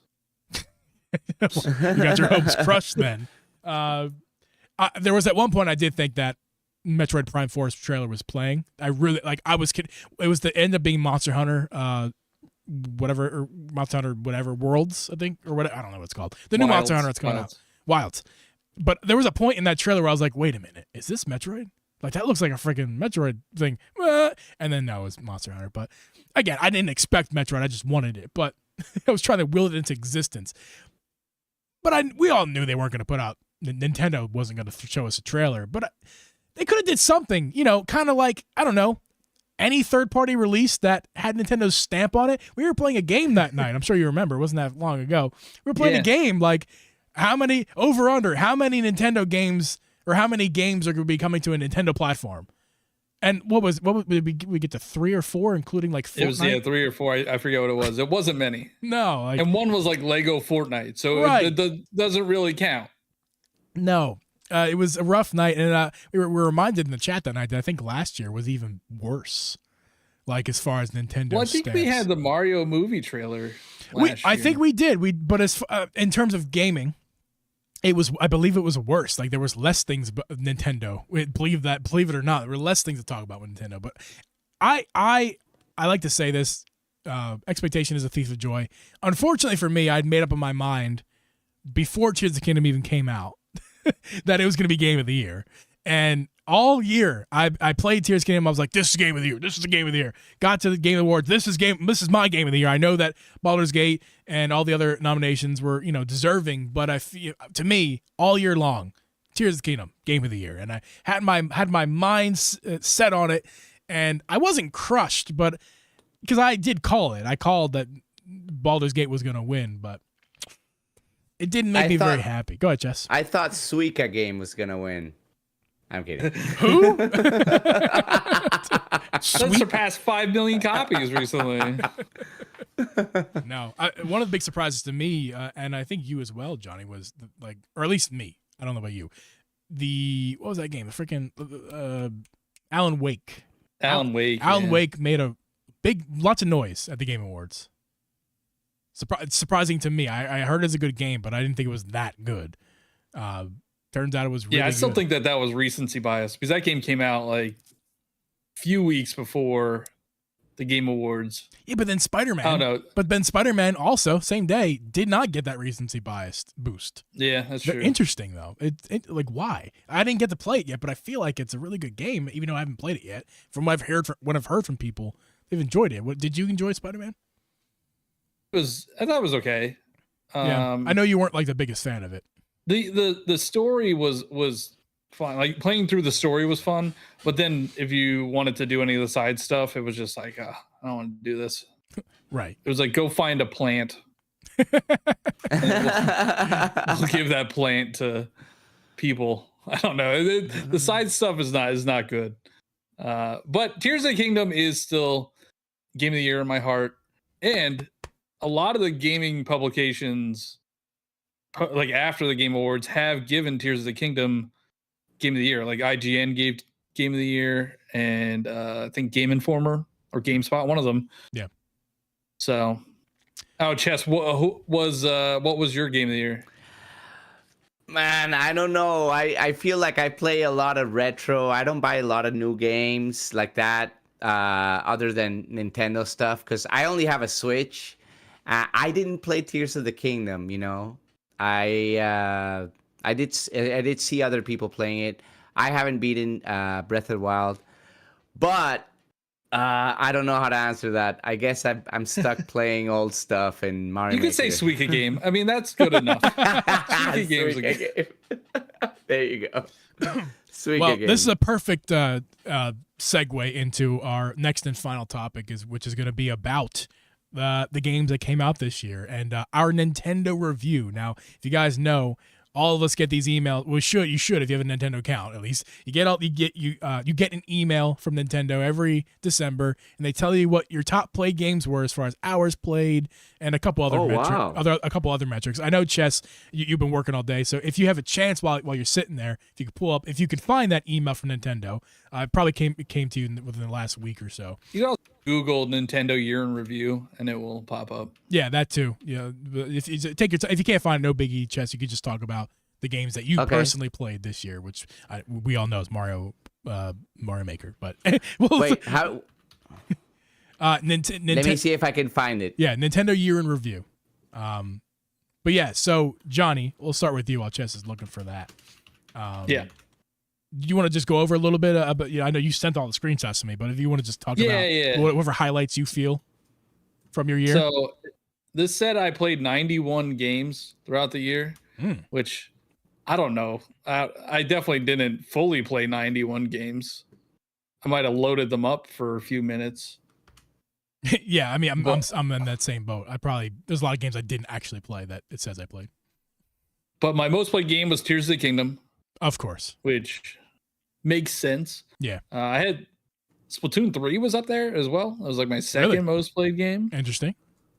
I do play that sometimes with some friends, and I could get into Splatoon a little bit. But my third played game is Super Mario Bros. Wonder. And that's one of my favorite games this year. Yeah. How many hours? Did it tell you how many hours? 25. 25. Okay. Yeah. What's your Which I was trying to, so, I 100% of the game, but I still wanted to get more out of it. So I was trying to do like challenges. Right. Like I was trying to beat the game without using a Wonder Flower, which is impossible. Yeah. And then I was also trying to clear all the levels with the invisibility badge. And I gave up on that a little bit, but I was trying to get more out of that game because I really did enjoy it, and I just wish that there was more to it. My favorite, if Tears of the Kingdom didn't exist, my favorite game that I played this year on Switch was Vampire Survivors. I don't know if either of you have played that game. No, I have. I haven't. Tell us about it. It is. So it has like a retro vibe to it. It's pixel art, and you play as a character, and you're just trying to survive waves of enemies. I forget what it's called. It's like passive combat, but it's a very addictive game. I still play it like every couple days because I just want to do a run. The runs are only 30 minutes long, so you don't have to. Oh wow! You don't have to commit that much time to it. There are a ton of unlockables. There are a ton of characters to play as. It's only $5. Like, it is such a good game. I could recommend that game to anybody, and everybody that has bought it that I've recommended to, they've been happy with their purchase. Cool. Anything notable? I'm sure you got a couple of stats there you probably think are interesting. So I have like the calendar of when I played most of the games. Yeah. Oh yeah, that's always most played. Yeah, go ahead. My most played month is May, and that was when Tears of the Kingdom came out, so that makes sense. Of course. And then so it's like 40 hours, like January is 40 hours, February is 40 hours. Then it drops to 16 hours in March. Then it drops to 6 hours in April, and that's because of my job. It was a rough month. Yeah, so that is in the heat of busy season. I cannot play any games, and it's actually kind of sad to see it laid out like this. I don't like that. Yeah, it's like revealing your life. It's like, oh man. I also played Pikmin 4. I don't know if either of you played Pikmin 4. I did. If you didn't know, I was the leader of the Pikmin cult there for a little while. I don't have a very big YouTube channel, but my channel blew up during Pikmin, Pikmin 1 and 2. I had like a live stream. My live streams usually sit around 10, 15 at most. I'm not getting the big numbers over there. This is on my YouTube when I switched to YouTube streaming. And I was happy with 8 or 10 over there. And my live stream blew up one day playing Pikmin. Now, it wasn't by accident. I did know what I was getting myself into. I just didn't think it'd be anything close to what it was. But it was they shadow dropped Pikmin 1 and 2. And I picked it up and I played it immediately because I was very intrigued. I think I averaged like 70 viewers for the whole awesome. 2-hour stream. I think it was 2.5 thousand views, which is not crazy views, but for a live stream and for my size channel, that was nuts. Awesome. So I blew up then. It didn't carry. I got subscribers from it. It did help, but it's not like I was never going to be the Pikmin guy going forward. So for a month, you didn't change all your content to Pikmin. I made more Don't get me wrong. I made lots of Pikmin content during that time period, and I've streamed it a bunch more times, and I finished the game 1 on stream. But I was never gonna permanently benefit from that. With Pikmin people, I was not. So. But yes. I am very much aware of the Pikmin. I played Pikmin 4 and I was disappointed with it, to be honest with you. I didn't even get close to finishing it. It was too easy. Too easy? I haven't played it. I had to play it some more to really make a full, well thought out opinion about it. but I just know that I was not having a ton of fun. I had more fun playing Pikmin 1 than I did Pikmin 4. And I'm playing Pikmin 2. I started that on stream, but I didn't finish it. I have more fun playing I play that one than I play Pikmin 4. So I can't tell you exactly what it is. You can maybe fill some gaps, but I think when it comes down to it, I had more fun with Pikmin 1 and 2 than I did with 4. And I never tried 3. So I do want to try that, but yeah, it comes down to fun, man. Wasn't that fun? Sorry. Sorry if you love it out there, but that's just my thoughts. Got anything else there? It's all pretty standard. I got some hours in Mario Kart. I got some hours in Smash. Yeah. Pokemon, which, oh man, Pokemon. Dude, I binged that game. Another one. I binged that one myself when it came out. I had like 100 hours in 2 weeks. Wow. Yeah, it's really hard to go back to. Like if you go back and try to play it now, you're like, impossible. This is hard to go back to. It was hard at the time. Don't get me wrong. It was certainly, you could notice it at the time. I was not blind to it. But now, like you said, going back now, I tried. I forced myself to pick it up for a half hour, and I was like, I can't. This game is unplayable. Yeah, exactly. Yeah. So, Chess, I sent you a link. Would you find it eventually? I got it. I found it. Perfect. I found it. Beautiful. Tell us anything you want to tell us from there. You don't have to go one by one, but tell us anything you see that is like, ooh. Yeah, I'll go one by one. First, I guess some of the games that I'm seeing here, I'm seeing some shmups, some shoot 'em ups that I bought on the Switch that I'm kind of very happy with. Yeah. Other than Suika game, Shredder's Revenge. I gotta check this out. I have no idea what you're talking F-Zero. about. The Suika game. Suika game. I have no idea. It's called the watermelon game. No idea. It's pretty It was cool. on the free trial like last week. I didn't. It's $3, I think. Yeah, it's $3. Well, I mean, I'm gonna buy it right this second. I'm gonna look it up. You keep talking, Jess. $3. Yeah, basically, I did play Suika game, but I also played Jamestown, Proto Corgi, and Squad 51. These games are shoot 'em ups. Okay. And I don't know. I've had a lot of fun with the shmups on the Switch. Shmups. But basically, I was surprised that the number 3 game that I played was the Nintendo Entertainment System NSO, Nintendo Switch Online. That is very interesting. Yeah, I played a lot of that. I played a lot of the retro stuff, and especially online with friends. I think that's very fun. And I'll say this. I am a happy camper when it comes to all the selection, SNES, NES, Right. Sega Genesis. We have a good thing here. I mean, obviously, it was a little bit different with the Virtual Console on the Wii, and I really love that. But this is better in a way, This is better. Yeah, man. I'm paying $8 or $5 a game. Like it would get so expensive. Yeah. And the second game, Mega Man Legacy Collection 2. I know that because you streamed that one a lot. Yeah, I basically played Mega Man 7 on the FPGA Mister, but then with Mega Man 8... Wait, did I play 8? This is the Legacy Collection 2, so it's Mega Man 7, 8, 9, and 10. Okay, yep. So, and I don't have part 1, but I'm going to buy it soon when it goes on sale. These sales are ridiculously cheap. For Mega Man games, Right. I bought Mega Man 11 for $4 or something like that. Man. 'Cause I've had those on my wish list. I want to check those out. I had points accumulated, but Right. it was $9. What a great game. I just beat it. I played through Mega Man 1. I played Mega Man 1 through 11 because I wanted to play 11, but I told myself I'm going to play everything before then. And it was quite an experience. It was awesome. I loved it. And now I'm playing X, so I'm very excited. I grew up on the Super Nintendo, and my first experience with Mega Man was Mega Man X.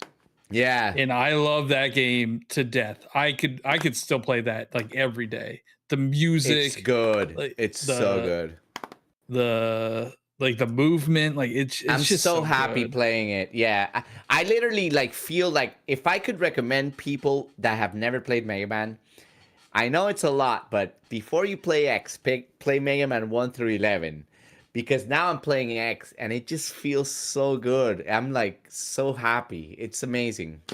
That's awesome. I can't say how much I love it. And I just started playing. I never really played it other than like casual. Okay, so 33 hours and 37 hours. All right. Nintendo, NSO, and Mega Man Legacy Collection 2. And now my top one, Super Mario Maker, 608 hours. Oh man! If you can't tell, Chess streams on a daily basis over there. So 608 hours. Wow, that's a lot. It's an average. That's an average of 2 hours a day. That's impressive.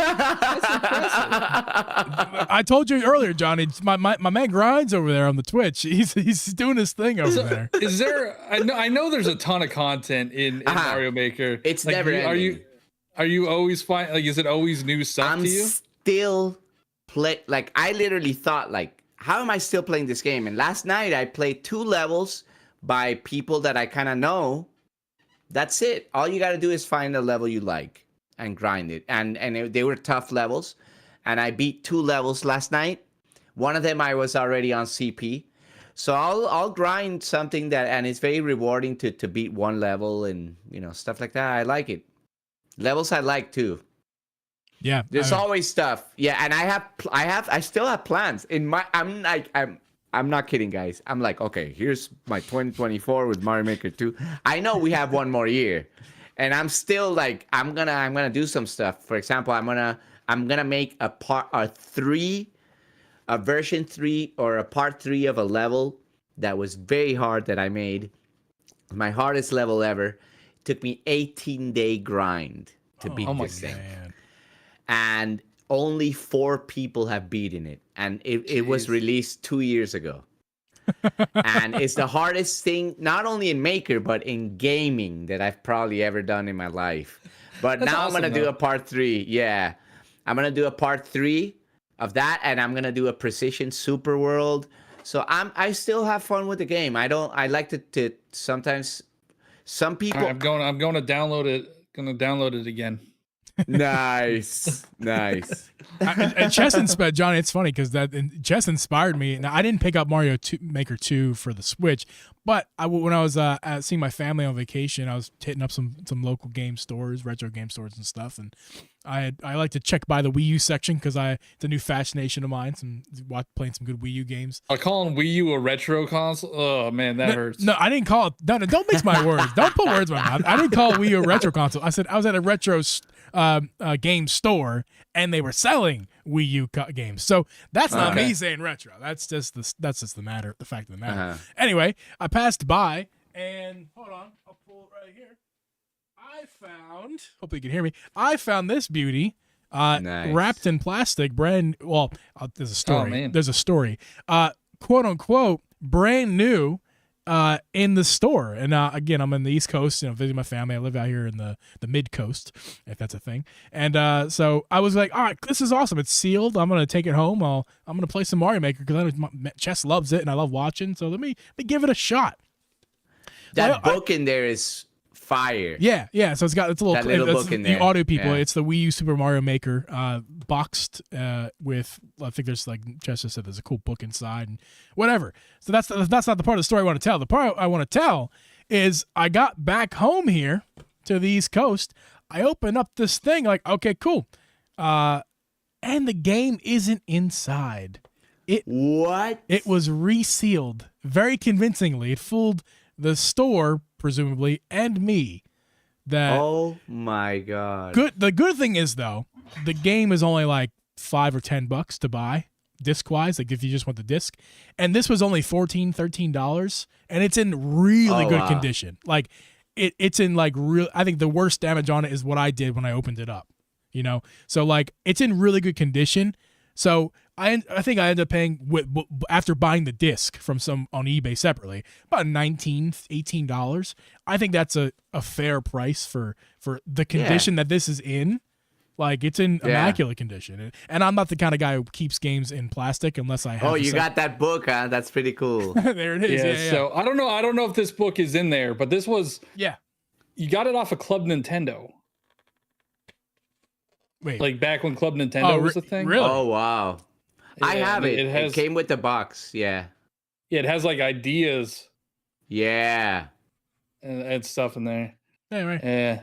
There it is. Here it is. Oh yeah, okay. I thought, maybe. Oh, you I know should go what? It's get because mine. It's because I bought it digital. I buy everything digital, so I had to like I see. input that I bought it, and then That's they sent it cool. to me.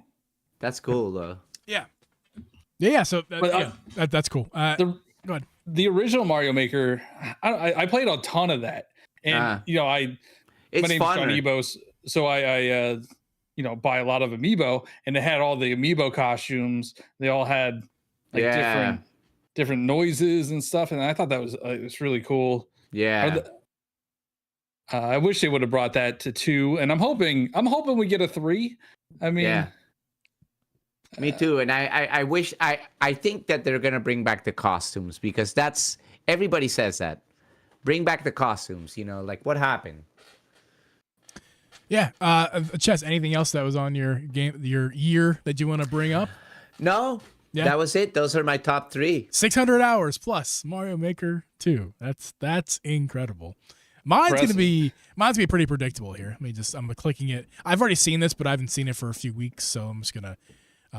First game of the year I played was Splatoon, which is weird, because I did play that a lot last year, but not a ton when it came out. I didn't play it a ton this year, and that shows in my analytics here. 63 total games, 463 hours. So I played Switch for 460 hours this year, which I feel like if I could look at last year's, if I could, I'm not sure if you can. That's probably down because I didn't stream barely at all this year. Like in my past, I mean I think I streamed at least 150 hours of Breath of the Wild in 2021. So I mean like I have definitely played more Switch in past years. I feel like, but this across 63 games, you played less than Chess played of one game. Yeah, I'm not. I love video games. I really do. But I am not a marathon gamer. I am not. I don't want to say casual, but I play games casually. I very casually will pull a game up to kill some time. Only when it's certain games, which we'll get to in a second. There are certain games that capture my interest. There's very few, but the ones that do, I do play for many hours. So that's less hours than I would have thought. But that's also because I streamed way less this year. So, drum roll please. My top 3 games of 2023. 31 hours of Animal Crossing. I'm still playing that one. Nice. kind of. I got back into it a little bit this year. 31 hours of it. Game number 2, 64 hours of... Anyone guess? 64 hours. Breath of the Wild. 64 Nice. hours. And that was the prep for what's to come. That 64 hours was me getting ready and pumping myself up for Tears of the Kingdom, which is my number 1 game this year. 188 hours as of whenever. I'm not sure if this updates to real time or if this is like 2 weeks ago, because I've definitely played more hours since then. So I'm probably close to 190 at this point. What was yours, Johnny? How many hours did you play? I think 89. Yeah. So here's the thing about me. I only had like 348 hours total or something. Yeah. Oh, that's even less. I than like me. talking about games more than I like playing games. You're talking to me to a podcast every freaking week. I have 911 total. Yeah. Okay. That's a lot of hours, You're Jess. more of a gamer than us. You can wave your gamer card proudly. But I also, you know, they give these year in reviews for all the systems. And I also have an Xbox One and I also have a PlayStation One. But I still think my total hours did not. I might have had 600 total hours across everything. Right. All right. Moving on with my list. It tells me a little bit about that's weird. Okay. Gaming trends. Who cares? Of course, I played the most gaming in May this year, predictably. 108 hours, which is 99.9%. It doesn't tell me that, but I know. Tears of the Kingdom. I mean, maybe there's maybe you're playing Breath of the Wild those first 13 days or whatever. I was going to say there's probably a couple hours of Breath of the Wild before then for sure, but nothing really else. Zelda rules my life right now. My favorite game in the year, I wonder what it is. Tears of the Kingdom, of course, it's going to tell me that. Okay, I can download my stats. That's so fun. I should do that. Ooh, thanks, Nintendo. Fix your online structure. Gold tells you gold points. Anything else really interesting here? No, not really. It looks like it's over. So yeah, that's very predictable for me. I mean, Tears of the Kingdom ruled my life this year. It really did. And I plan on playing another 200 hours next year for sure. I'm going to binge Zelda. I was going to ask you too, Johnny, and Chess, first of all, did you even play Tears of the Kingdom? No, I haven't. Yeah, I didn't expect you to. I know you're not like, you're Mario. You're the Mario guy. No card away. Just No. Here's my thing. You know why I haven't played it, to be honest? It's the streaming, and I don't have time for it. Oh, yeah. It's been that. I want to play it. I think that Breath of the Wild is amazing. I loved it, and I streamed it, and it took 2 months away of my life. I literally was like, that was my pandemic game. Yeah. And I streamed that on and it was perfect, but I had so much stuff going on. I was like, I can't get addicted to this game right now. I'm going to wait. And I waited for Breath of the Wild. Mm-hmm. So my prediction is I'm going to one day jump into Tears of the Kingdom. I want to go back to Breath of the Wild first to finish some stuff.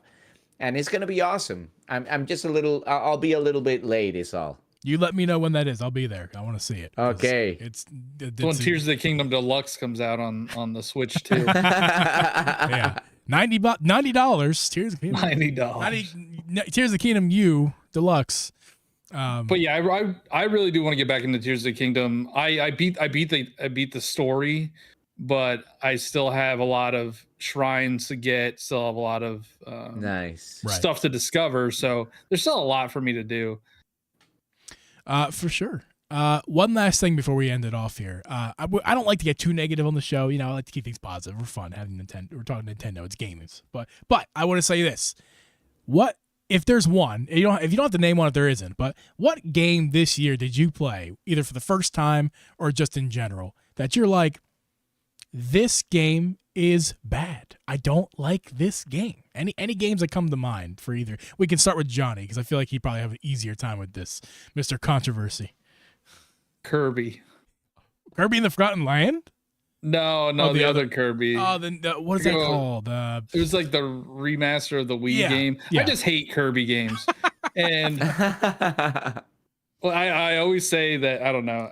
I always rag on Kirby, and people get mad at me, but I will say, after hearing all these Nintendo year in reviews and seeing a bunch of people with Nintendo year in review, nobody has Kirby in their top games played. No. So maybe like little kid, my nephew would. I'm sure he does. You know what I mean? And I have to realize that like those games are not for me, right? Right. Not for a 36-year-old man. Right. Mm-hmm. They're for my 8-year-old nephew. But yeah, that game, and then also Advance Wars. I thought I would love Advance Wars, but it is not. Is it disappointing? That disappoints me if it is, because I actually did want to try it. I haven't gotten to it yet, but yeah, I'm a big Fire Emblem fan, and it's made by the same team. And I don't know, Advance Wars, it's just different. I feel like I was on a mission for 45 minutes. I'm like, this is way too long for one mission. I feel you. I don't know. I still want to give it a try. I like to get every first party game I can get on Nintendo, because like I said, I don't marathon games, but I love to try stuff, especially stuff I haven't tried before. Like that's how I found Zelda, and now it's like my favorite thing in the world. So like, it's a good method to do. Did you get Metroid Prime? I did, and I love it. I do. It's hard. Okay. The thing with Metroid Prime is that, oh man, that's a sleeper of this year. Holy shit! That came out this year. Holy shit! What did you get? Metroid Prime Remastered? Yeah, that's Metroid Remastered. That's what I got on the Switch this year. I haven't. Oh, I want to. But I haven't gotten it. I would love to. Because I know you had said that you played. Yeah, that I played it. And I loved it. Yeah. Yeah. The sleeper this year, it's not in my list, but I did play it a lot. The problem with that game though is that once you play it and then leave and then come back, it's very difficult to kind of pick up where you were. So that's one reason I haven't finished it yet. That's one of the reasons I didn't finish Metroid Dread, is because like I don't marathon games, and I didn't love Dread that much, so I didn't binge it. I didn't play it for long periods, and I got frustrated going back and forth and losing my spots. So Metroid Prime, even though that problem still exists for me, it's a me problem, not a Metroid problem. I know that's me problem. However, what a masterpiece of a game, that remastered especially. Really, really, it's just holy crap! What a beautiful game on the Switch, and what a great game overall. Now I'm gonna play it. I want to play it. It's great, and plus it's $40. It's not even full price. It's like damn, they could have charged me full price for that, and I would have paid it because damn, it's good. I paid $60 for that Kirby game. I don't know why you did that. I love Dread. Yeah, Dread's phenomenal. Oh my god, I loved it. Anything you didn't love, Chess? Anything this year? I was thinking that, but I'm gonna say it collectively. I don't know. I mean, not this year, I guess, but Mario Golf, and then Mario Soccer, and then Switch Sports. I like Switch Sports. I had a bad experience with everything. I feel like they were very lazy overall. You know, that's my, especially like Mario Golf. It looked very bad. Like I felt like, and then you only get like 6 courses. I don't know. They didn't feel very Mario-esque courses. Like they were just kind of golf courses. Yeah. And I actually love the music of the soccer game, and I love the feel, but then something kind of happened. It just kind of stopped being fun. And then I remember watching some YouTube videos critiquing it, and I was like, that's why I didn't like it. You know, everything looks so bland.